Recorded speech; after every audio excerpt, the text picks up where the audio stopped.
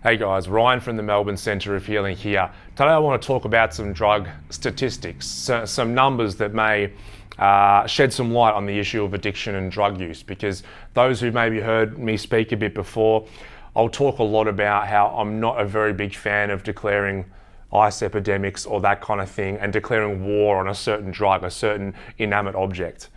I always say it's better, we need to start looking at the person and the society and make a better sense of why are people becoming addicted as opposed to just trying to get rid of a drug. Right now here in Australia, we've had the ice epidemic over the last few years. I'm a former ice addict myself, so I was a part of it at some point. Now I work in treating people who are struggling with addiction. And I always say that it's not the drug. You know, people, if you clicked your fingers right now and there was a bit of magic happened, right? And I clicked my fingers and all the ice disappeared from our streets. No more methamphetamine in Australia. It all disappeared. Would all the people who are addicted to methamphetamine, who now can't get a hold of the drug, would they go on to live beautiful, happy lives? No. They were using in the first place to deal with their pain, their deep emotional pain. Now that isn't available, they'll find something else to use to best help them cope with their current reality and their current pain. The statistics I'm going to share kind of support that. Like with any statistics, it is hard to get actual numbers, actual data on addiction and all this kind of stuff, but the numbers I'm going to come up with now is the best that we've got both here and overseas in America. So, when it comes to overall regular drug use, this is people who have used drugs, illicit drugs, in the last period, which you would classify as regular drug users, like I've used in the last month. Both here and the United States, it's increasing, but very slightly. So here in Australia, sorry if I'm looking down, I've just got my numbers here because my memory's not very good. Must be all the ice use, right? The numbers here. So overall illicit drug use, regular users here in Australia, 1993 to 2016. It has increased. It's only increased by 1.6%. Okay, so a slight increase in overall drug use when it comes to the population as a percentage by 1.6%. Numbers are pretty similar overseas in the US. Numbers for the US in a 5-year period, going up 8.1 to 9.2. So we're talking a 1.1% increase. So it looks like based on those numbers, overall regular drug use is going up really slightly. The reasons for that are probably best covered in a whole different video, because now we're talking about why as a society we're feeling the need to escape reality and use drugs more. That can be because we're living in such large societies now. We have all this technology. We're more connected online but less connected person to person.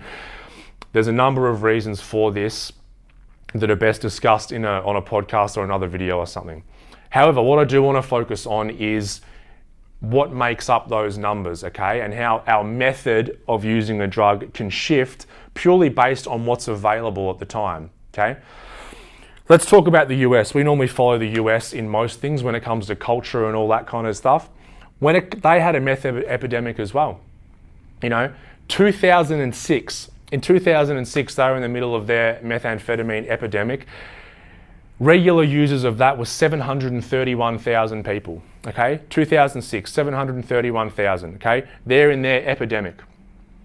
Now, fast forward 6 years to 2012, that number of regular meth users has come down to 440,000, okay? So the number's nearly halved, okay? Same drug, methamphetamine, ice, whatever you want to call it. That number has nearly halved in a 6-year period. So what a massive win.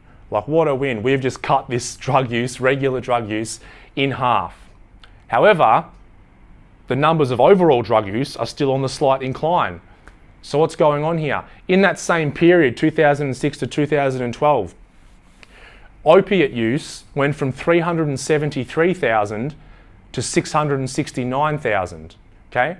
It's nearly doubled. So the methamphetamine use nearly halved, opiate use nearly doubled. And then the overall number with that and all other illicit drugs as well is about that steady rise, the same. Why? Because all of a sudden the market was flooded with prescription pain pills and opiates. Okay, so they were the most available thing at the time to help people deal with their pain. So people just didn't stop using methamphetamine, or the majority, and that was it. They switched to something else. Okay?